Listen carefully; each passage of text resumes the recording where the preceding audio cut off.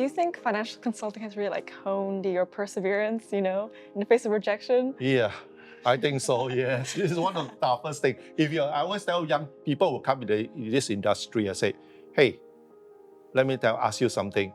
If your close friend you approach Hmm. and reject you, can you take it? Isn't that a bit awkward? Oh yeah, I think it's a reality fact that there will be rejection. And I think if they get too emotional, I think a lot of people who will come in and then they left the industry is because they cannot take that disappointment within themselves. My experience of some of the rejections, they were more like, wait, I want to observe you a bit further. Oh, yeah. So you go back and talk to them a bit, just maybe half a year, 1 year later, and go back, talk to them. They notice, oh, you're still in this industry. Oh, some of the things that you said turn out to be true. So that's why it takes time to build trust. And we learn not to take rejection too seriously. Sometimes it's just as what Roger said, it's a different timing. All right, yeah. It's the right clients, but maybe a different timing.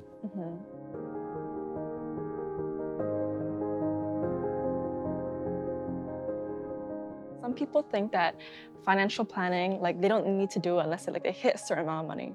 So would you say that if financial planning is very important for everybody, like no matter what stage of life you're at? I used to tell everybody that I meet in the first meeting says, you work hard for money, right? Yeah. And most probably in your lifetime, you will have quite a lot of money flowing through your hands, right? Can I ask, what are you going to do with those money?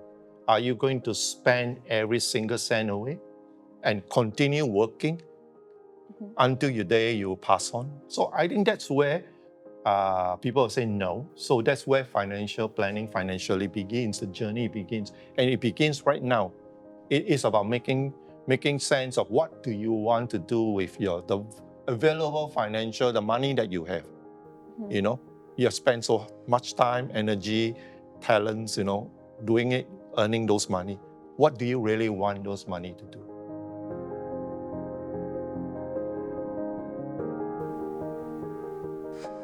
Some people are like, I can manage it myself, even though they don't have that much experience. So what would you say a financial consultant like you guys can really bring to the table for them? When it comes to managing finance, sometimes they do not know what they do not know. For example, if you are able to manage your finance well, usually behind that, it sounds like this person may be talking about savings, but is financial planning all about just savings? But it's got more to do with that. It's more about goal setting. It's also talking about, when it comes to medium-term goal, long-term, short-term goals, we handle them differently. So a lot of times if a person is just planning everything by himself or herself, there can be some blind side that this person may not get a holistic picture. At our end, we're able to add a different perspective. Maybe I'll just talk about a single working professional versus young couple just get married. Yeah. Okay, so with kids, for example. So for a single working professional, sometimes the two extreme we can see, this person save too much, which is not likely nowadays. In our days, there's a lot of people that just save and save and save, and money is just kept in the bank and don't do anything else. Okay, so that's not money well deployed, and sometimes money got eaten up by inflation. With the newer generation, we find that the young people may not save as much. They may not have built up the basic habits of having regular savings, do proper budgeting. For couples who just get married or sometimes just have kids, we also notice that some very common mistake is that once they've got a firstborn, they swing all the resources to buy financial product for the child, right? So it may sound very good, but hey, don't forget that when you have a newborn, you have a new dependence, your fixed expenses has gone up. And more so, we must protect the income earner. So the priority of planning or protections are quite different.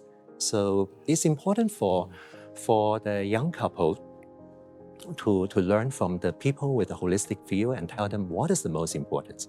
Okay, wow. Okay. How about you, Roger? Yeah, I think to add on to that, I think, yeah, you can do it yourself, but think about it, you spend most probably 44 hours a week trying to earn a lot of money. And when you come back, you're most probably, tired and so on. And what you do, would you like to know, is it enough? So I like this. I find that people understand that they need someone else, a second opinion, or someone else to look for them. Take for example, you travel on the road, if you drive, there are always 3 color lights that you always look after. The green light, and what does the green light say to you? That means that you are okay, you are there and you are healthy, you will continue to earn more money. What happens when you see amber light? You can do all you can, your recreation, your exercise to keep yourself fit, eat well and so on. But are there instances where by doing all these things, you are still not healthy? So when that hits you, would it, and then worse still, if that hits you and you can't work for 2 years, you have to take 2 years to be treated. Would that cripple and would that wipe out everything that you already started doing? Now, the last thing is this. What if they hit a red light? You have 2 young children, you have a wife, you have an aged parents, you have a mortgage loan. Will your family be heavily burdened? Will your wife have to take up 2 jobs? And that's where I come in. I say, I'm just giving you a second opinion. Some of our clients are very senior bankers. Okay. So they are very knowledgeable. They have access to different kind of tools, investment tools, insurance tools. So here comes the question, why would they use us? The answer is, the more senior this person is, the more they know that there's a limit on how much they can do everything all by themselves. They can have their off day, they can also make mistakes. So that's why they appreciate having someone that can take an objective view and come alongside and provide a second opinion. And in some case, we also help them to access to tools that they themselves may not have access to. So that's why even for very knowledgeable clients, there are many ways that we can work with them to complement what they're doing.